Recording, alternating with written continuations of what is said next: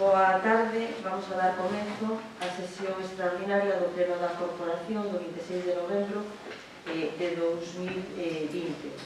Tal e como consta na orde do día e na diligencia de Secretaría que se asunta esta convocatoria, hai un acordo dos tres grupos con representación nesta corporación municipal a través do cual retiramos as mocións presentadas e procedemos a consensuar unha declaración, en este caso a declaración institucional da CEN con motivo do Día Internacional de Eliminación da Violencia contra a Muller 25 de novembro de 2020. Para proceder á lectura desta declaración institucional ten a palabra a Conselleira de Benestar Social Maribel Poesio. Hola, boa tarde. Con ocasión da conmemoración do 25 de novembro, Día Internacional para a Eliminación da Violencia contra a Muller, a Federación Española de Municipios e Provincias reitera o seu compromiso coa loita contra a violencia que se exerce cara ás mulleres polo simple efecto de selo e contra as súas fillas e fillos, e alerta sobre os riscos que ameazan as políticas de igualdade. De xeito global, estamos vivindo un momento histórico no que os esforzos para frear a propagación do COVID-19 obrigan a medidas de confinamento que puxeron e continúan a por en perigo as mulleres e as súas fillas e fillos, e aumentan o poder e control de quen converte os fogares en lugares inseguros.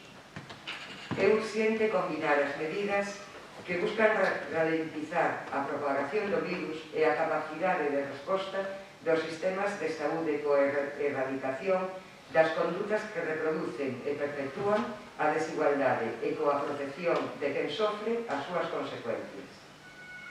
A pandemia que asolaga mundialmente a unha poboación asustada e inmersa na incertidumbre está profundizando a fenda de xénero, tanto no uso de recursos públicos como no acceso ao emprego, ampliando as dificultades de equilibrio entre a vida persoal, profesional e familiar, e dificultando a independencia económica das mulleres. A crise sanitaria puxo de manifesto a vulnerabilidade do noso sistema sanitario e de protección social, xerando un freo ás políticas transformadoras impulsadas durante a última década e pondo en risco os avances acadados en materia de igualdade. Un risco que pode obstaculizar ou facer retroceder os dereitos de igualdade acadados no noso país e repercutir negativamente os seus efectos sobre as políticas e avances de igualdade. Este desafío, como xa recolle o documento de medidas e propostas locais extraordinarias elaboradas polas Comisións de Traballo da FED, pasa por conseguir unha forte cooperación e asociación entre gobernos e organizacións da sociedade civil que garanta que a igualdade de xénero e os dereitos das mulleres continúan na axenda política como factor esencial para facer fronte á crisis da COVID-19, a curto prazo e como elementos claves para favorecer a recuperación social, económica e sanitaria de todas as persoas a nivel global a longo prazo. É por isto que a atención e a planificación que deben ofrecer os gobernos estatais, autonómicos e locais debe incorporar a perspectiva de xénero e ser, ademais, unha resposta coordinada, directa e efectiva para todos, facendo un especial fincapé nas mulleres e nas nenas. Neste contexto, as administracións públicas e os seus gobernos deben garantir a continuidade na prestación de servicios e pôr en marcha solucións innovadoras que garantan unha resposta coordinada e integrada que protexa os dereitos humanos e a seguridade e recuperación das vítimas do machismo. Para isto, os gobernos locais reunidos na FED invitamos a todas as entidades locais adherirse a esta declaración e sumámonos a todas as voces que claman por un futuro en igualdade. Alertamos sobre o perigo das políticas de illamento e confinamento que supoñen un aumento dos niveis de violencia doméstica, sexual e de xénero, polo que requiren unha maior protección. Reivindicamos o determinante papel transformador dos gobernos locais durante e despois da crisis da COVID-19, a hora de construir economías e sociedades máis igualitarias, inclusivas e sostibles. Recordamos que é necesario garantir que a igualdade de xénero e os dereitos das mulleres continúan na senda política como factor esencial para facer fronte á crise da COVID-19 a curto prazo e como elementos claves para favorecer a recuperación social, económica e sanitaria de todas as persoas a nivel global a longo prazo. Defendemos a necesidade de promover accións globais consensuadas que garantan a continuidade das políticas dirixidas á eliminación das normas sociais discriminatorias e o reforzo dos programas de prevención e loita contra a violencia de xénero. Reclamamos unha resposta coordinada que integre a perspectiva de xénero como filo conductor, o deseño das solucións que frenen a crise económica e social originada pola COVID. Demandamos a implementación de proxectos e programas locais que garantan a igualdade de xénero no emprego e o apoio ao espírito empresarial das mulleres, como medidas para preservar a súa independencia económica e previr a violencia de xénero. Manifestamos a nosa preocupación polas altas tasas de emprego temporal das mulleres, que unido á destrucción e á caída do emprego advirten dun perigoso aumento de venda de xénero.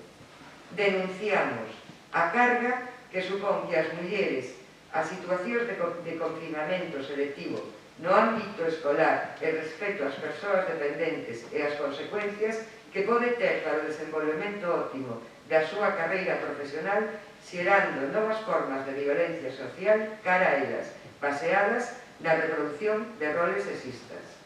Ratificamos o noso compromiso co Pacto de Estado contra a violencia de xénero e lembramos a necesidade de continuar avanzando no seu desenvolvemento. Exiximos a transferencia dos fondos asignados para o exercicio 2020 como medio para garantir a continuidade da senda de traballo inicial. Gracias. Gracias, Maribel. Comenzamos entonces os puntos na orde do día. Disculpar antes de nada a ausencia dos concelleiros resultantes, en uns casos de motivos profesionais, en outros por motivos médicos, e que, por tanto, non poden estar na celebración deste pleno, ainda que algún deles é posible que poda incorporarse en unha celebración. Punto número 1. Aprobación se procede do borrador da acta da sesión anterior correspondente ao 30 do 10 de 2020. Grupos, Grupo Popular. Sí, vamos a aprobar a acta, xa comunicamos ao secretario, se se pode facer unha rectificación, probablemente foi así no principio, pero non nos habíamos fixado, cando dice que non se asistiu á sesión os concelleiros, que a continuación se indican que previamente comunicaron a súa ausencia por razóns persoais. Isto non responde exactamente á realidade que sucedeu durante todos estes plenos, sino que máis ben responde a razóns por a emerxencia sanitaria que estábamos a vivir e por as restriccións de foros e demais que tiñamos e non ter outros medios para poder facer a posibilidade ou tomar a decisión que se fixo agora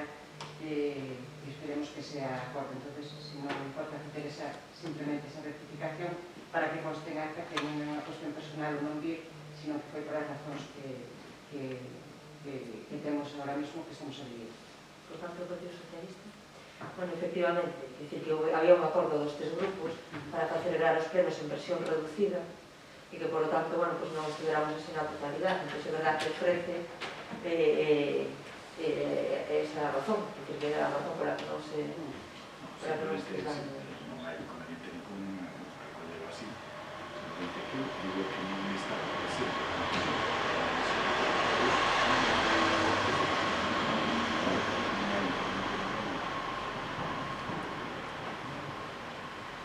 Perfectamente. Punto número 2. Entendo que vamos a votar a favor e despois do manifestado. Sí, pedimos ese cambio, pero pues aprobarse por unanimidade. Punto número 2. Resolucións adoptadas pola alcaldía desde a última sesión, pues, como sempre están a disposición da Secretaría estas resolucións. Punto número 3. Orzamento xeral 2011. Aprobación inicial si procede.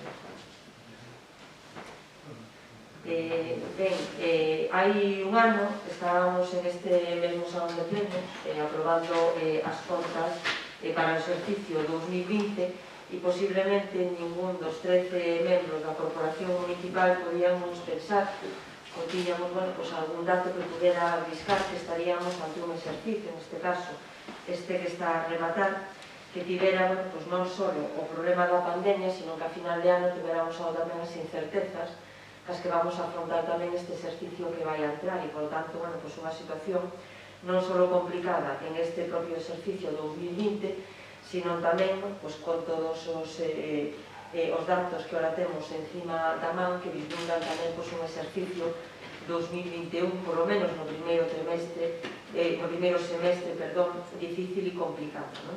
Por tanto, eu creo que, en primeiro lugar, o que debemos mencionar aquí é que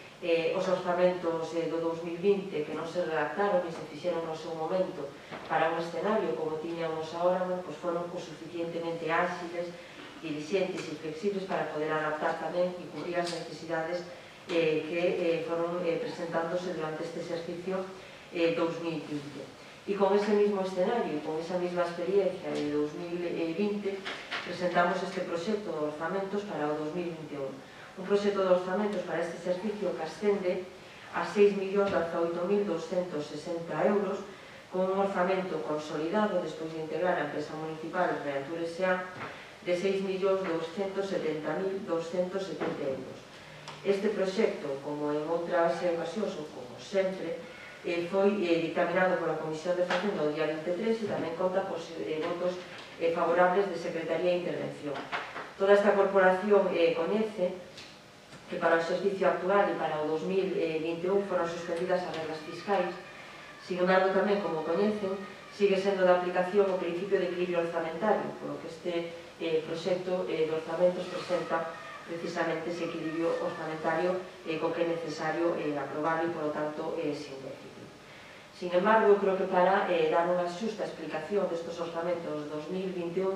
debemos ter en conta as seguintes reflexións como grupo de goberno fixemos tamén.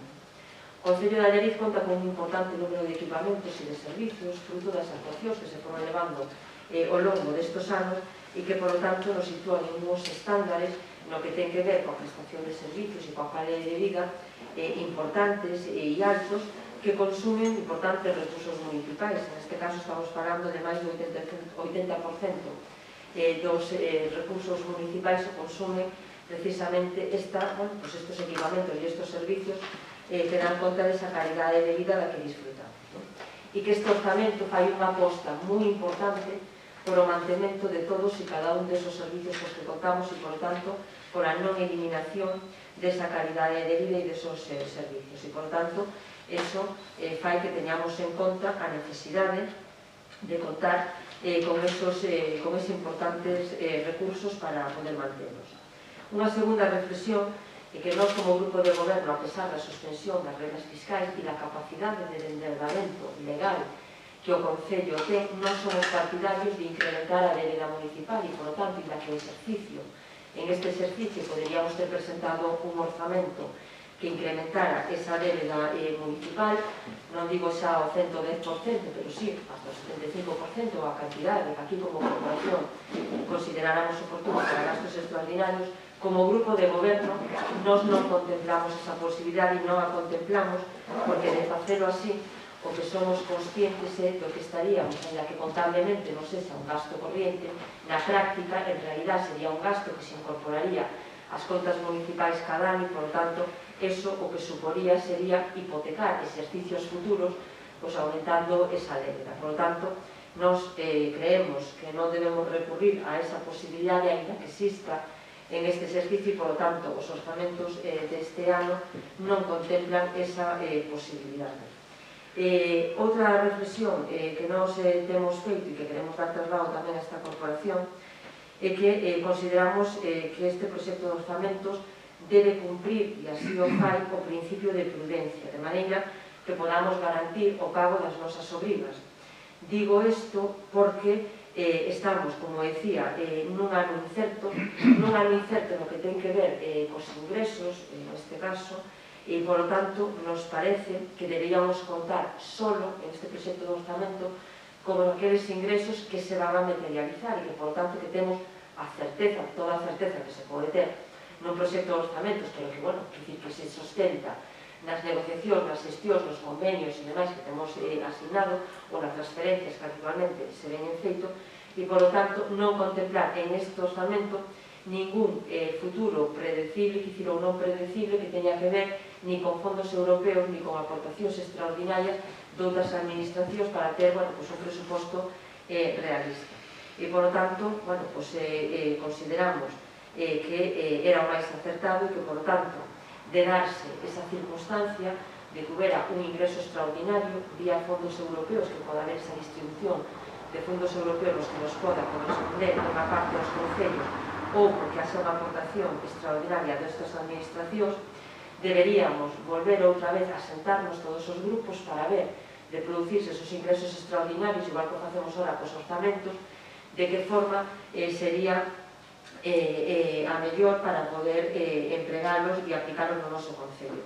Nos aí, todos os grupos tamén deben coñecer que temos feito unha posición, ou temos mostrado unha posición clara, de maneira que esos fondos, o reparto desos fondos se produzcan por asignación previa, igual que se fixo no seu momento o plan E, o conocido aquel plan Zapatero, con asignación previa e con uns criterios objetivos para ese reparto, pero todo parece indicar que posiblemente esa asignación vaya a ser por proxectos, non? E non unha asignación previa, e se por proxectos e por concorrencia competitiva, na que, bueno, pues, estemos todos e compitamos todos, pues teríamos que ver en ese escenario, bueno, pues cuáles serían os proxectos máis acaídos para poder conseguir estos fondos. E, por tanto, nos aí o que trasladaríamos, o que ten que ver con esos fondos que non están aquí contemplados de producirse, pois o que faríamos en ese momento sería, bueno, pues, facer unha convocatoria de todos os grupos, como decía, para estudiar e para ver cuál sería, entonces, en ese escenario, a aplicación desos fondos. No que ten que ver xa cos estados económicos e que sí que están aquí contemplados, eu creo que é importante facer aquí unha lectura rápida no que ten que ver cos ingresos, onde se dá a dar fundamentalmente esos ingresos. No que ten que ver con operacións corrientes, e se as gafas me permiten, ca mascarilla, poder verlo, se non casi mellor vou facer sin as gafas. No que ten que ver cas operacións corrientes, supoñen en total o 89% do orzamento de ingresos, que é do estado de ingresos, e aí, no que ten que ver con impostos directos, 1.823.000 euros, por saltar os máis importantes, no que ven que ter cas tasas de outros ingresos 1.495.000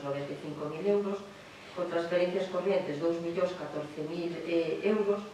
no que ten que ver xa en operacións de capital co allamento de inversións, estamos falando de 209.000 euros, con transferencias de capital de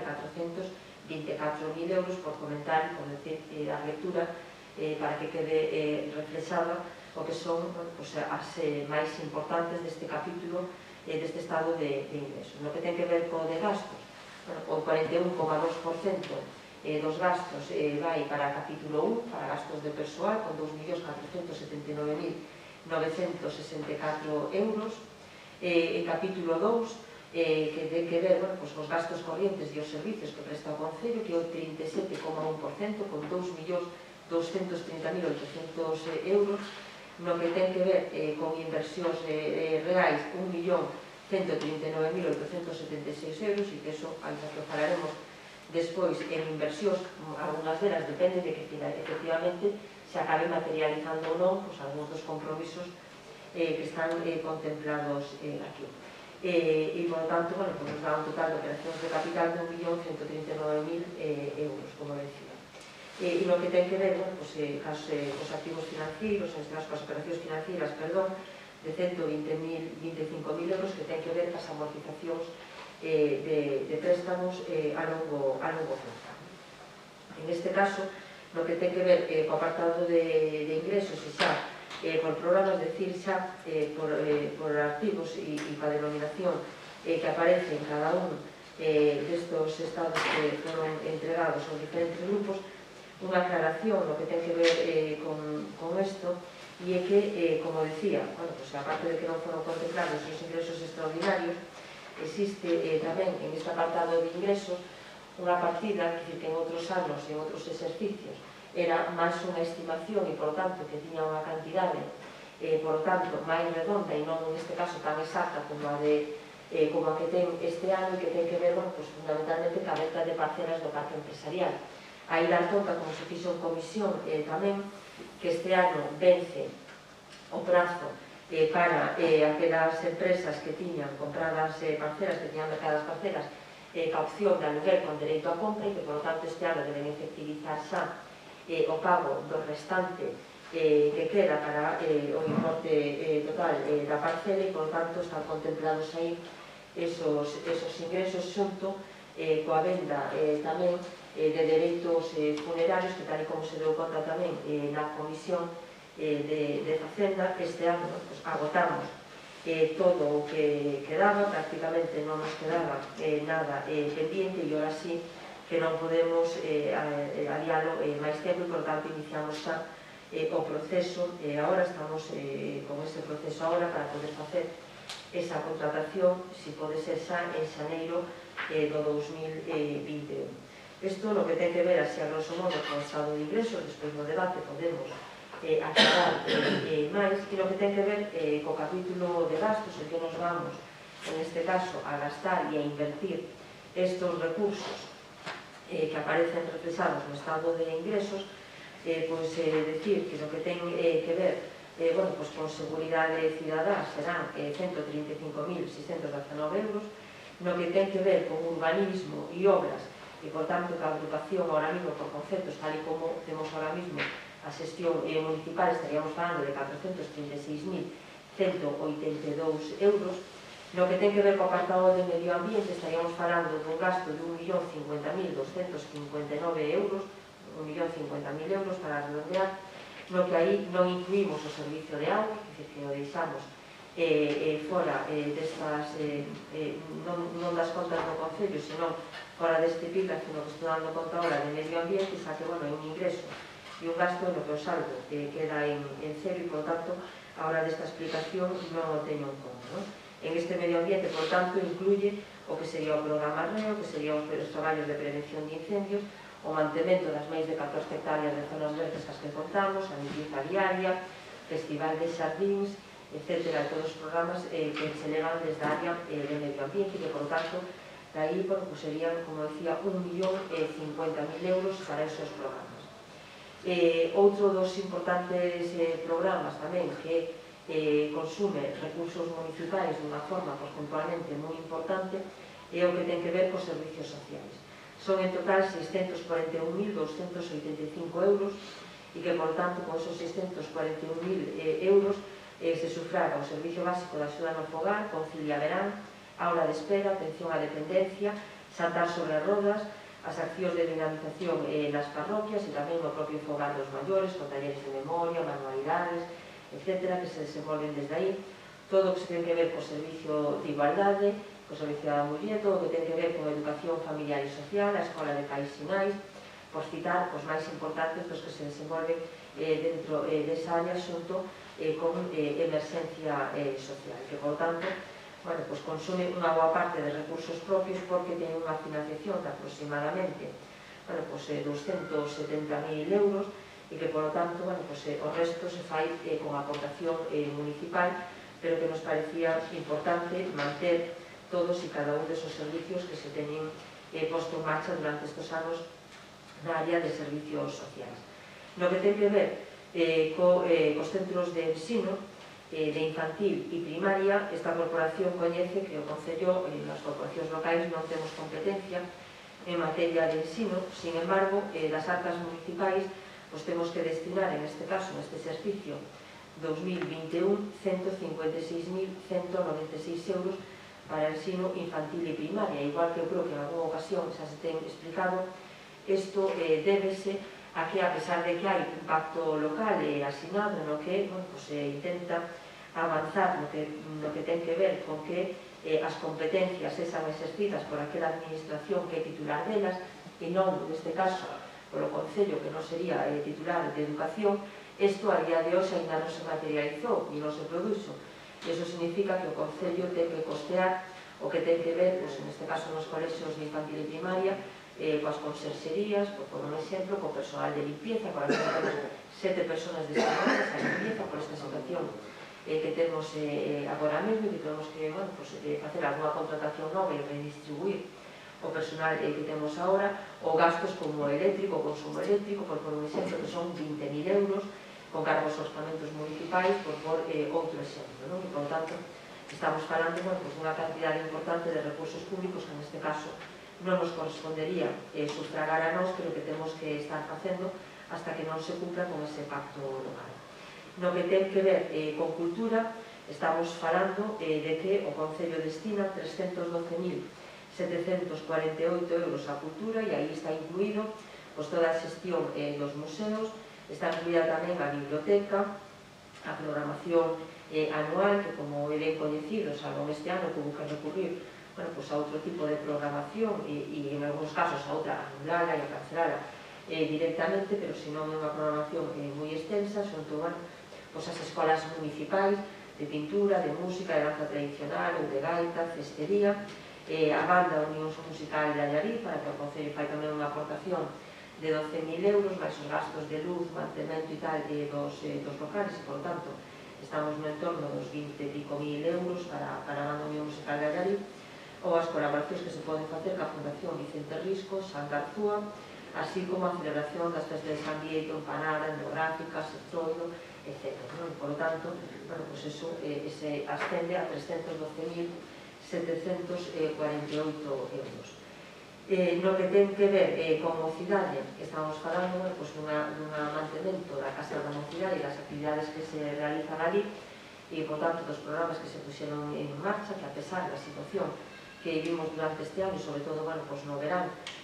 por fin podemos traer a este pleno un balance positivo no que ten que ver coa participación da xente moza e, por tanto, coa dinamización en este sector e que vai ascender a 55.600 euros por redondear. No que ten que ver con deportes, que tamén é outro dos piares nos que se fundamenta boa parte desa calidade de vida da que disfrutamos, necesitamos, e así se contempla neste orçamento, unhos recursos de 489.997 euros e que teñen que ver co mantemento do equipamento que temos, piscina climatizada, piscinas exteriores, cidade deportiva do Seixo, pabellón municipal e escola de piragüismo, e despois tamén co mantemento e coa xestión das escolas deportivas municipais de pádel, tenis, fútbol, baloncesto, piragüismo, vólei e playa. E tamén ca celebración de eventos deportivos que esperamos tamén que este ano podan volver a celebrarse, se non coa normalidade de antes, polo menos sí con maior normalidade. No que ten que ver con dinamización económica, son 494.000 euros os que están destinados en este orzamento e teñen que ver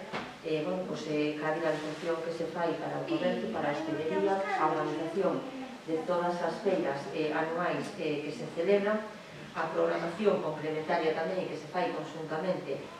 con cultura e con deportes para conformar esa programación anual, ou, por outro exemplo, as excavacións de Santa María da Augas Santas ou as intervencións no Parque Empresarial de Chorente e de Roundo. Isto, a grosso modo, é o que conforma o que son os servicios e os equipamentos os que conta o Concello de Allariz e que, como decía, consumen ese porcentaxe importante destes orzamentos municipais e, como decía ao principio, apostamos, este grupo de goberno aposta claramente polo seu mantemento, sobre todo na situación que temos na actualidade, de manter esos estándares de calidade de vida. No que ten que ver coas inversións, está contemplado aí, no que ten que ver co Plan Provincial de Obras e Servicios, 51.000 euros. Está contemplado tamén o programa de camiños rurais que xunto co Plan Provincial de Obras e Servicios, a intención deste grupo de goberno é utilizalos íntegramente para asfaltado e, por lo tanto, aí complementando tanto a aportación que hai do Plan Marco como esa aportación da Diputación do Plan Provincial de Obras e Servicios, máis a aportación que faría o Concello para completar esos 125.000 euros, 126.000 euros que completarían eses asfaltados. No que ten que ver co programa Porta a Porta, como xa se expresou en comisión, ten que ver, bueno, pois, ca subvención que se recibiría, que está comprometida para esa finalidade, e, por tanto, que a aportación do Concello aí sería en personal, e, por tanto, por eso non aparece contemplada unha aportación do Concello en ese concepto. O cementerio de Vilanova xa expliquei aí a necesidade que temos de cometer esa ampliación, e, por tanto, está contemplado tamén aquí neste orzamento. No que ten que ver coa adquisición de maquinaria e vehículos, bueno, pois únicamente a reposición, como todos os anos que se fai, de pequena maquinaria. No que ten que ver co programa de aforro e eficiencia enerxética, contemplamos tamén 60.000 euros porque, igual que fixemos xa en outros equipamentos municipais, como por un exemplo a piscina climatizada, en outros servicios que se foi xa cambiando a lez e, por tanto, creando xa aí un aforro enerxético importante, por un exemplo, no que tiña que ver coa piscina climatizada, superábamos antes os 3.000 euros mensuais de gasto eléctrico e estamos por debaixo dos 2.500, en outros casos 2.100, 2.200,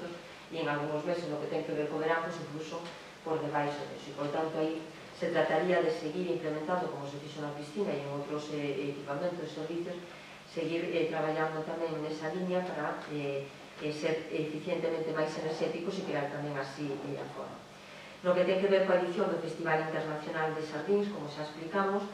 este ano, no 2020, paralizaron as obras do Festival Internacional de Sardíns, da 10ª edición, e, por tanto, hai inversión xa feita aí. En este caso se trataría de completar e, por tanto, de pôr en marcha a partir do mes de maio esta 10ª edición, que o ano pasado non pudo celebrarse, e, por tanto, complementar a inversión que faltaría. No que ten que ver co programa de patrimonio cultural, estamos falando das excavacións de Santa Mariña de Augas Santas, contemplase 50.000 euros, dos que preveemos unha aportación de patrimonio cultural da Xunta de Galicia de 30.000 euros, os restantes serían aportados 10.000 polo Concello de Allariz, e 10.000 esperamos que se materialice o compromiso que no seu día foi efectuado con este Concello por parte da Diputación Provincial por outros 10.000 euros. No Parque Empresarial de Chorente, ainda que o ano pasado non foi concedida a subvención que solicitamos para o asfaltado para a pavimentación dos viais secundarios do Parque Empresarial de Chorente, unha vez que se produzo o asfaltado no vial principal, creemos que este ano, nas conversacións que mantivemos, que sí, que estaríamos outra vez en disposición de ser beneficiarios desta axuda e, por tanto, contemplamos os 100.000 euros do coste desa pavimentación dos viais secundarios. No que ten que ver cos proxectos da Reserva da Biosfera, contemplamos únicamente a línea de subvencións da Xunta de Galicia e non do Ministerio, porque non hai ninguna concreción no que ten que ver co Ministerio a estos efectos. No que ten que ver con a accesibilidade á Casa do Concello, estamos en negociacións e en xestións aí con vicepresidencia da Xunta de Galicia. Nos reservamos unha cuantía de 30.000 euros para a aportación municipal e esperamos que se acabe materializando, así está o compromiso por parte de vicepresidencia da Xunta, efectivamente, esa aportación para proceder a esa accesibilidade ao Concello. No que ten que ver ca intervención do Monte do Sardiño, o proxecto coñecido aquí, e que se ten trasladado sobre todo a través dese Consello de Nenos e Nenas e do Colexio Escolar, como din conta tamén en comisión, cambiamos o proceder, o que tiña que ver con esa xestión do proxecto para que poda agilizarse, porque senón con esta situación sería imposible por a disposición, e había previsión, como tamén é coñecida, era que pudiéramos contar con 3 espacios para disfrute de nenos e nenas e que tiñan que ver co parque infantil cuberto, que xa está executando, que tiñan que ver tamén ca Plaza Modesto Seara, que aí na que se prevé, e aí vai incluído tamén en mellora de parques infantís no plan Allariz 2025, no que ten que ver aí ca dotación, en este caso, de xogos tradicionais fundamentalmente pintados no chan, e ca intervención no Monte do Sardín, de maneira que teñamos en un espacio moi cercano a posibilidade de ter 3 escenarios diferentes, con 3 modalidades de xogo moi diferentes e con equipamentos diferentes que se podan complementar e que, por tanto, que permitan aos nenos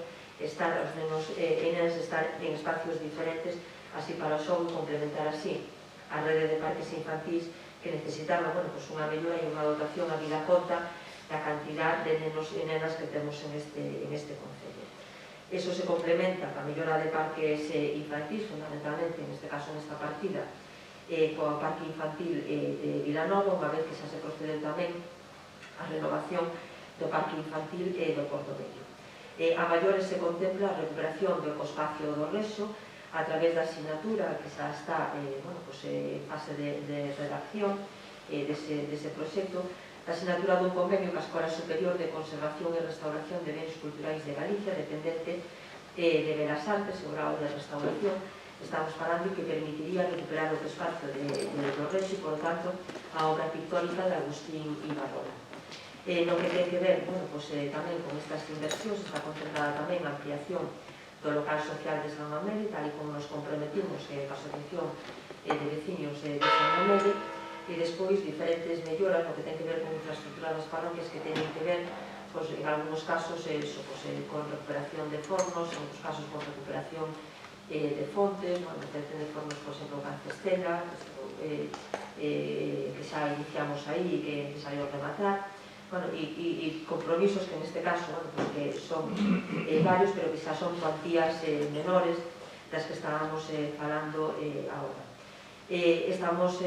tamén en este plan de inversións para 2021 no que sería outra fase máis de actuación nos locais que utilizan a banda Unión Musical de Allariz.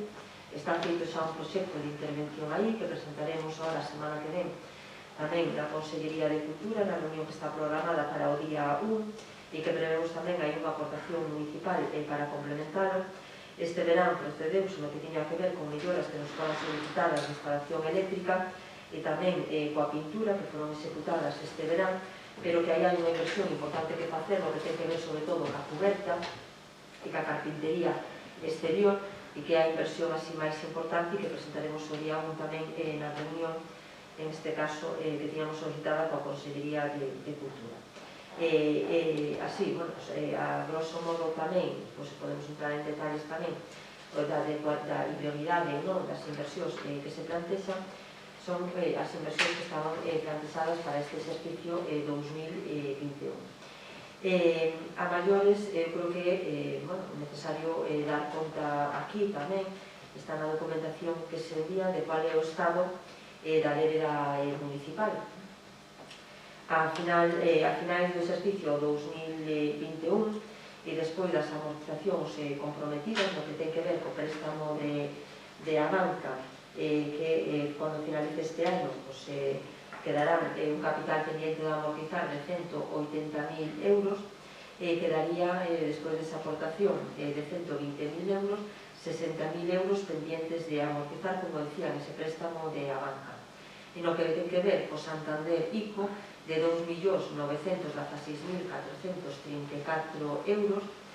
como os grupos coñecen, estamos facendo únicamente o pago de intereses por importe de 8.136,85 euros e, por lo tanto, a cantidade principal que quedaría sería a mesma, por non estar facendo esa amortización de capital hasta que non pasen esos anos de cadencia.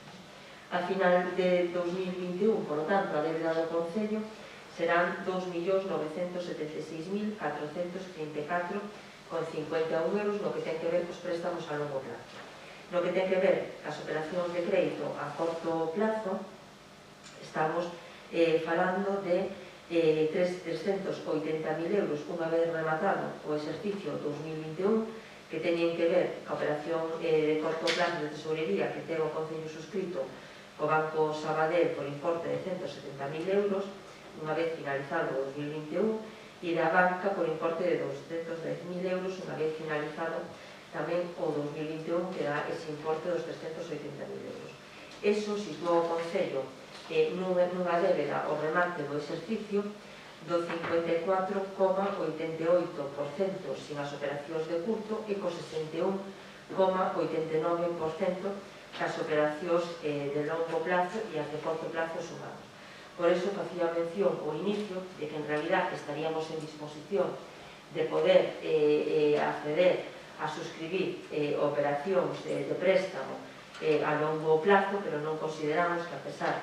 de que os índices non lo permitiran, os porcentaxes de endeudamento non lo permitiran, recurrir en este exercicio a aumentar a débeda do Concello. Por tanto, xa para rematar e dar pé ao debate, apostamos, como decía, por manter estes servicios públicos que nos gustaría seguir incrementando, como sempre, que a nos ten acusado moitas veces e casi o agradecemos de que todo o que nos deran o gastaríamos, e nós creemos que efectivamente estaríamos en disposición de poder, con toda a ilusión que temos no traballo de cada día, en por novos servicios en marcha, pero creemos que debemos ser realistas, axustarnos aos ingresos que hai, aos múltiples servicios que xa estemos en marcha e, por tanto, en este exercicio non contemplar ese incremento de equipamentos e de servicios como fixemos en outros anos, máis aqueles que están previstos no que tiña que ver con esos espacios de parques públicos. Creemos tamén que o exercicio 2021 que vai obligar a facer un esforzo extraordinario en atención social e que, por lo tanto, que temos que extremar ese traballo e que, por lo tanto, debemos estar pendientes en todo momento dunhos orzamentos que é posible que podan necesitar alguna variación se esas circunstancias se deran e non estiveran contempladas en este orzamento e, por tanto, se non o discutir deste ano non é similar deste ano que vai a vir a este e se alarga máis alá do que todos pensamos a situación actual. E por último, xa decir que como este 2021 vai obligar a ter en conta diferentes escenarios no que ten que ver coa dinamización económica en función da situación sanitaria, creemos tamén que estes orzamentos presentan unhas cantidades suficientes para poder destinar orzamento para facer esas campañas de dinamización e ese traballo cos diferentes sectores que nos permita, igual que se fixo no verán, manter unha actividade económica en Allariz que faga posible o mantemento dos postos de traballo que existen na actualidade aquí, que dependen en boa parte de que poda producirse esa mobilidade, esa tan ansiada mobilidade e, por tanto, de recuperación desa actividade económica. Con esta exposición anuncio xa, como non podía ser de outra forma, o voto favorable do Grupo de Goberno a este proxecto de orzamentos municipais e procedemos entonces ao seu debate, dando a palabra en primeiro lugar a portavoz do Partido Popular. Boas tardes a todos e a todas. Eu primeiro que quero preguntar, na Comisión de Facenda do outro día nos habíamos metido unha emenda a estes presupostos que debatimos, falamos e como temos feito durante todo este ano 2020 con as circunstancias que hai un cambio moi constructivo, pois acordamos que vostedes non admitían que era esa emenda aos presupostos e propuxemos, eu fixen a proposta de trasladarlo a unha moción que se debatiría conxuntamente xunto cos presupostos e ainda que se votaría por separado e agora non fixo mención, non sei se siguen con esa idea ou non. Sí, por suposto. Vale, como non o mencionou, evidentemente é unha cuestión que tamén condiciona. Non o mencionei porque di por feito que na exposición xa se iba a facer a mención. No debate, sí, pero efectivamente. Porque efectivamente, se eso non foi así, efectivamente foi así. Condicionaba tamén ese voto de confianza que creemos que tamén como oposición e como llevamos feito, creo que ademais todos os grupos, aquí tamén miro para a miña compañera Zaira durante todo este tempo, pois creo que estamos levando unha política de oposición moi constructiva, posto que pensamos que non se trata de poñer pausas rodas xusto nos peores momentos e que tamén entendemos que estar na pel do que xestiona e o que goberna, pois a veces é unha situación a ter tamén en consideración e así o facemos. Pero é exactamente así como se quedou. Di por feito, perdón, pero di por feito que efectivamente ti xa ibas a facer era unha aclaración para ver se alusión á moción e tal, pero efectivamente quería aclarar que se me metía en anterior ou non ou reservado para despois. Respecto aos presupostos que vimos xa o outro día e que hoxe vostede acaba de relatar para toda a ciudadanía con amplia extensión, alegrámonos en certa maneira de que se recolla esa prudencia e que estemos ao senso de utilizar esas dosis de realismo que nos levan a ser prudentes en tanto en cuanto as cifras que nos acaba de aportar. Esta vez, e que non sirva de precedente, porque esta portavoz durante moitos anos unha das críticas que sigue tendo, aínda que hai momentos de levantar o freno, esta vez sí que pensamos no noso grupo que sí igual era o momento para poder hipotecarnos chegado o momento se fixera falta. Porque se hai un momento de necesidade para poder hipotecarnos por a situación que estamos a vivir, como a este seguramente non vayamos a vivir, e ojalá nunca máis volvamos a vivir ninguna situación deste tipo, por o que chegado o momento, tamén o anticipo, si fose necesario, e sin que sirva de precedente, e por a situación na que estamos inmersos, pois tamén contarían o apoio deste grupo, se digo que chegara a ser necesario, porque creemos que, como trasladábamos nesa emenda, en un momento no que si en algún momento este Concello dice que pon sobre a mesa que presenta presupuestos realistas e sociais, teñen que ser os máis sociais da historia en todas as administracións, entendendo as dificultades aos que nos enfrentamos todas as administracións e que isto nos ha recordado ou nos ha sobrepasado a todos en un momento dado. Pero bueno, dado que agora temos esa libertade que suspenderon esas reglas fiscais que nos impedían e que certo é que se leva feito un traballo no Concello que nos levamos insistido moito de experiencia e de reducción da débeda, que poderíamos estar nesas condicións chegado o caso se fose necesario. Eu, xa, para non entrar en máis debate e non alargarnos, pero é importante tamén que canto menos tempo estemos reunidos, mellor para todos, vou dar lectura ao que son, digamos, os puntos de acordo que se pedían na moción, sin extenderme máis, nin facer argumentarios que creo que neste momento son sobrados e para todo o mundo coñecidos que son os que se recollían exactamente nesa emenda dos presupostos. E esta moción que pedía exactamente instaba a adopción de medidas fundamentales para paliar os efectos da COVID para todos os sectores productivos e colectivos máis afectados. Non podemos olvidar que, ainda que haya habido realmente é posible que non estén as circunstancias que puedan estar outros concellos limítrofes ou igualdade,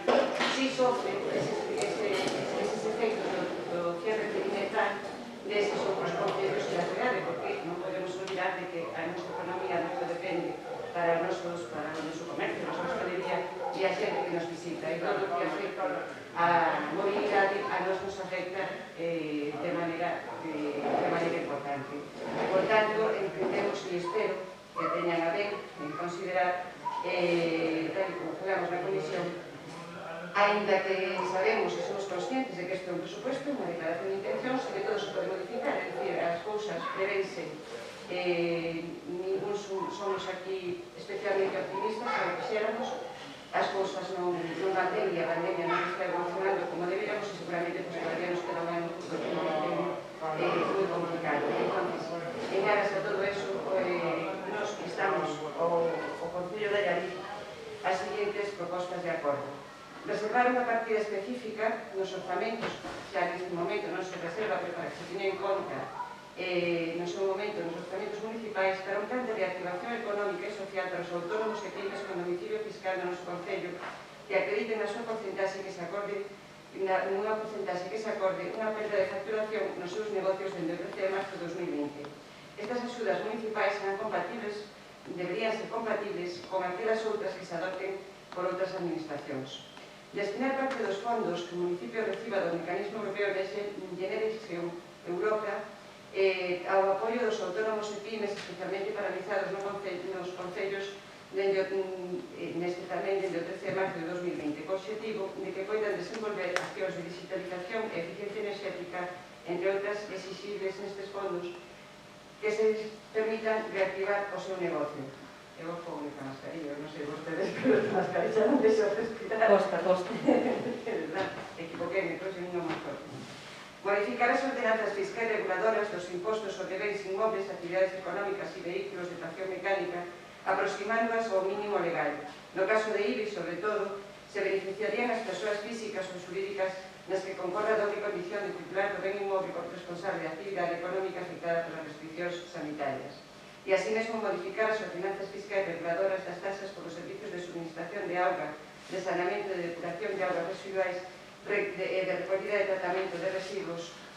sólidos urbanos ou pola utilización privativa e de aproveitamento de especial dominio público municipal, establecendo unha exención total das que se beneficiarían aqueles autónomos e pymes con domicilio fiscal no noso Concello que acrediten unha baixada nos seus ingresos ou unha perda de facturación nos seus negocios dentro do 13 de marzo de 2020. A colación deso, xa anticipo, que me imagino que xa recibiría, porque sei que xa recibiron unha comunicación da Consellería de Infraestructuras e Mobilidade, da que eu hoxe pedí unha copia, na que se instaba os concellos a facer esas exencións e que, bueno, me imagino que se van a ter en conta, pero creemos que é moi importante.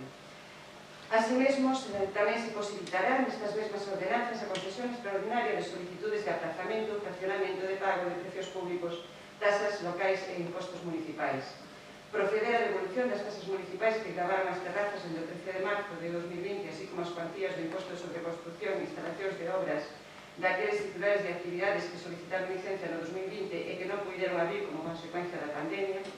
Flexibilizar temporalmente o uso da ocupación da vía pública, permitindo unha ampliación dos espacios habilitados para a ocupación de terrazas por parte dos locais de hostelería, así como a instalación e uso de elementos que permitan o seu aproveitamento no inverno, calefactores, cubertas, etc.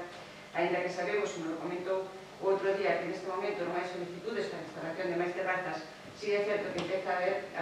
a necesidade de que falamos, non sei se son cubertas, veladores, que polo menos algo que tape por encima, que non cerre e que se podan poner calefactores para que eran elementos que antes, ao mellor non se permitían. E agilizar o pago das facturas pendentes, así como reducir os tempos medios de pago a proveedores neste Concello, moi importante, porque tiñamos un período de pago a proveedores elevadísimo, especialmente os autónomos e pymes. E realizar unha campaña institucional de apoio ao comercio, hostelería e do sector empresarial local. Esas eran as nosas propostas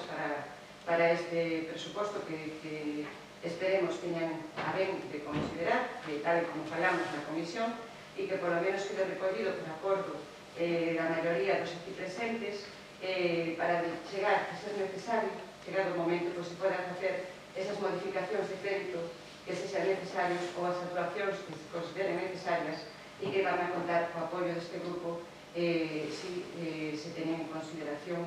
e tal como vimos facendo durante todo este ano. Moitas gracias, señora máis por ahora. Muchas gracias, por parte do Partido Socialista. Boas tardes a todas e a todos. Antes de facer unha breve valoración sobre os orzamentos, gustaríame clarear algo, que a documentación enviada a convocatoria faltame o relacionado ás consolidacións, bases de execución, plantilla de persoal, débeda pública. É dicir, só teño 28 páxinas, e non sei que pode ser. Se eu lle dei algo e se me foi, pero teño 28 páxinas dos orzamentos. 28. Eu cando li 28 dixen, ui, que aquí faltame algo. Se o mismo gasto para todos. Mira, de feito teño aquí... No, yo lo tengo bien. A ver si me pudo ser que se te cortara la descarga, porque me pasó a mí, tuve que volver a hacer Porque posibilidades. son 106 páginas. Claro, que son 128. Eu con 28 dixen, ui, algo... Digitaliza os expedientes para todos e todos. No, lo paso a mí tamén. Vale, pois... Córtase Córtase a descarga. Córtase a descarga, a vez que volvelo a intentar. Si está remitido. Vale, pois dito isto, procedendo ca breve valoración, para este grupo municipal, os orzamentos, é certo que todos os anos nos parecen continuistas, sin variacións destacables. Os gastos de persoal parecen máis excesivos, representan o capítulo máis importante dos orzamentos, que 41,21%, e as inversións reais a metade do capítulo anterior, é dicir, o 18,94%. Entendemos tamén que o plan Allariz 2025, dotado con casi 495.000 euros, debería parecer máis desagregado, poner de nome e apelidos. Apoiaríamos con noso voto favorable nesta ocasión os orzamentos se aparecese alguna novidade con respecto a outros anos. Neste caso entendemos que a situación da pandemia requeriría algún tipo de medida novidosa. Non sendo así, optamos novamente, como é habitual por parte deste grupo, pola abstención. Bueno, eu quero, en primeiro lugar, e non me cansarei de decirlo, de agradecer o tono porque celebramos todos os debates, incluso un pleno de orzamentos, que é unha declaración de intención de un proxecto para un exercicio enteiro e que, a pesar deso, que normalmente son os plenos de máis controversia que pode ter en este caso unha corporación municipal, que podamos celebrarlo en este tono. Eu non sei se ten que ver ou non, como algún día comentaron as miñas compañeiras, en este caso por do TSOE, que somos mulleres, a imensa maioría da corporación, e sinto isto polos homens que están aquí sentados e presentes, non sei se ten que ver con eso ou non. O que sí que é seguro, non sei se é eso ou non, o que sí que ten que ser seguro, que todas as persoas que estamos aquí sentadas queremos, lóxicamente, o mellor para Allariz e queremos contribuir na medida do posible con todas as aportacións que podamos facer para iso, e iso creo que ten moito que ver con eso. Por tanto, eu quero que quede constancia tamén do agradecemento a que podamos estar con esta normalidade celebrando este debate con estas aportacións que fan os grupos. No que ten que ver ca intervención do Partido Popular, efectivamente, vamos a estar ante un ano difícil, e eu creo que, ainda sendo un ano difícil, por ser positiva, eu creo que vai ser un ano complicado, pero tamén é verdad que eu creo que, por primeira vez en estes meses, e algúns pensábamos xa, que empezaríamos a vislumbrar a partir do verano, unha situación e un escenario diferente, e quizá esta situación que estamos vivindo agora, pós-verano, foi máis importante e máis agresiva no que tiña que ver con a afectación sanitaria do que en principio podía preverse que podía ser, pero sí é verdad que ante un escenario de vacinación, un escenario de bo tempo e de vacinación, sí que parece que podemos estar ante un primeiro semestre difícil e complicado, e que as recuperacións, eu non son economista e non sei se van a ser en V, en U, en M, pero bueno, sí que é certo que todos coincidimos, en todo o mundo, coincidindo que sí que ahora mismo, que sanitariamente pode haber unha expectativa de vacinación, podemos estar ante un escenario tamén que sexa un pouco máis positivo do escenario que acabamos de vivir. No caso de non ser así, nos presentamos unhos orzamentos dando por feito que vamos a estar en ese entorno e, por tanto, que vamos a ter unha demanda social no que ten que ver con cubrir recursos básicos, con cubrir unhos gastos básicos que fagan posible que non teñamos familias en risco de exclusión social e que podamos seguir atendendo igual que se atenderon no 2021 e que podamos non só atender esos gastos básicos, como se contempla neste orzamento, sino outro tipo de gastos que tamén se veñen atendendo e que se veñen facendo tamén ao longo destes anos e nestes exercicios tamén, e que teñen que ver con outro tipo de necesidades que non son estrictamente básicas, pero sobre todo no que ten que ver coa infancia, permiten facer unha vida normalizada, e, por tanto, que teñen que ver desde con compra de equipamento deportivo para que podan facer o disfrute dos servicios, igual que os outros rapaces, e non só con comida, auga, luz ou teléfono, ou gastos dese estilo. Por tanto, e máis hará para poder facelo desta maneira, de forma que podan ter matrículas gratuitas, inscripcións gratuitas, van a piscina, a natación, van a escolas deportivas e demais, sin que ademais haga para eso o estigma que poda haber por o coñecemento que hai, sino porque se fai desde os servicios sociais e o resto dos servicios municipales desa forma. Por lo tanto, eu creo que eso sí que vamos a ter que estar e seguir estando moi pendientes para eso. Este ano, e así está previsto para o exercicio 2021, establecimos unhos protocolos no que ten que ver coa coordinación, co centro de ensino, que é onde se detectan tamén, como parte das necesidades tamén, en tanto en cuanto se ve que algún neno ou alguna nena falta con material escolar ou con algún outro tipo de necesidades, e que iso pode detectar familias que poden estar en risco de exclusión social e que é necesario preventivamente, antes de que isto vaya maiores poder actuar, e así se ven facendo. Eu creo que aí, a través dos servicios técnicos que temos, lo que teñen que ver con igualdade, con educación familiar, educación social, aí ese traballo de detección precisamente para que non suceda. Entonces, estamos incluso conseguindo en algúns casos anticiparnos a que poda darse unha situación maior, de dependencia maior da que podría haber inicialmente. Eu creo que aí sí que efectivamente comparto tanto co Partido Popular como co Partido Socialista, que efectivamente debemos centrar boa parte da nosa actividade e con esos recursos que, como decía, superan os 600.000 euros e que eu, igual que manifestaban as compañeras, tamén son partidaria de, se fora necesario, realizar axustes no orzamento, se non fora necesario, se non fora suficiente con esos recursos que están aí asignados para cubrir con outro tipo de recursos, ainda que efectivamente teña que ser a costa, e teníamos que verlo tamén, a costa de que outros servicios ou que outras, en este caso inversións, puderan ser, teníamos que facer esa maior dotación de recursos para acometerlo. E eu creo que aí tamén de darse non vamos a ter ningún problema para pornos de acordo e para consensuar a minoración que tuvera que facerse en outras partidas para poder acometerlo. No que ten que ver, ca situación da Llarín, no que ten que ver cos seus sectores económicos, nos somos conscientes da situación que hai, falamos permanentemente e continuamente con todos os sectores e, de feito, en este Nadal xa estamos facendo un esforzo extraordinario no que ten que ver con esa campaña. Estamos falando que só en premios vamos a facer unha dotación de 5.000 euros só para sorteos de premios, xunto co buzoneo que se empezou a repartir hoxe e tal de todos os comercios da Llariz, coas súas ofertas, coas súas propostas de agasallos, con todo o traballo que vai estar en todas as casas con un buzoneo porta a porta e con as accións que se están desenvolvendo a través da área de promoción económica. E creemos que é verdad que os orzamentos municipais que teñen o marxen que teñen, porque é verdad que, a non ser que suprimamos algún dos servicios que temos en marcha, e se é necesario, teríamos que valorarlo, se non, creemos que deberíamos manter esos servicios, pois, ao final, en axudas directas, ao final, vai a resultar nun número tan importante de comercio de hostelería que nos temos, por ir aos máis, quizá os máis damnificados ahora mismo pola mobilidade, porque son os que están sufrindo esa falta de mobilidade, pois é un número tan elevado que ao final nos deixaría unhas axudas que son tan baixas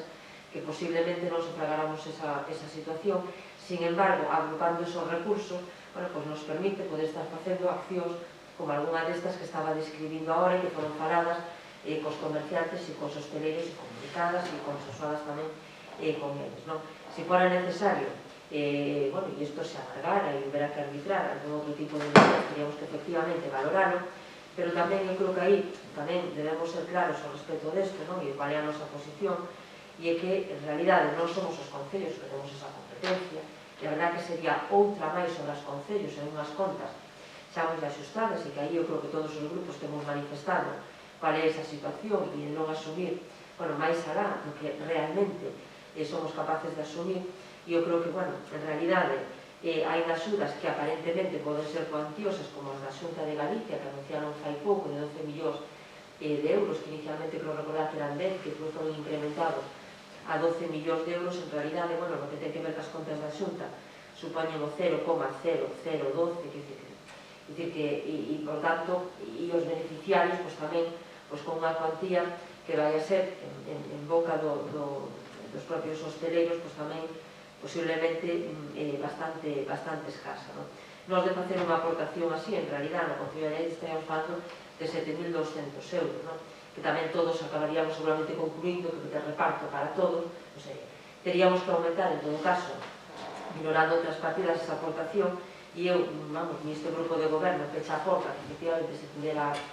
pudera facer, se as circunstancias, os acabarán concluindo a todos de que non existe outra posibilidad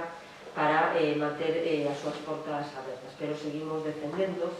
que debe ser, en este caso, a Xunta de Galicia e o Goberno Central, que debería facelo a través dese plan, que nos temos chamado así dese plan Alemania, así entre nós e no grupo de goberno, que sería similar ao que está facendo o goberno de Alemania, cubrindo ese 75%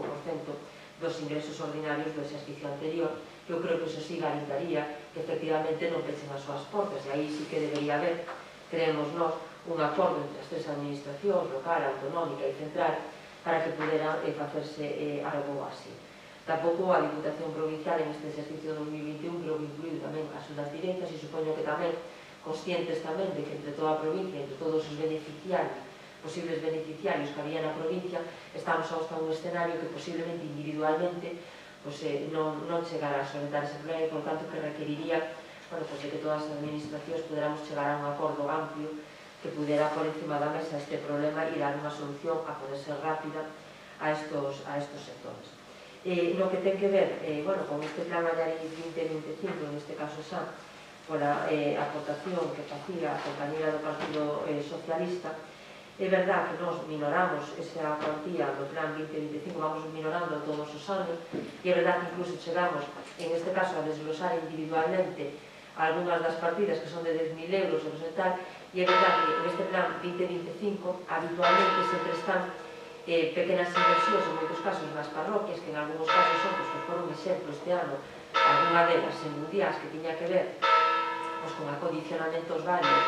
que les presentaron, e que ao final acaba sendo un sumatorio tan elevado de tantas pequenas intervencións que acaba de ser normalmente unha lista interminable, que eu me comprometo e que podemos ir facendo e ir dando conta trimestralmente ou semestralmente, como se vexa, desas actuacións que se van facendo, porque é verdad que este ano, seguramente por outras circunstancias, todos conoceremos os asfaltados que se estiveron facendo, outras intervencións que se estiveron facendo, cambio no local social de Mundial, por exemplo, esas intervencións, etcétera, etcétera. E, por tanto, dar conta delas para que se coñezan esas intervencións, pero é un sumatorio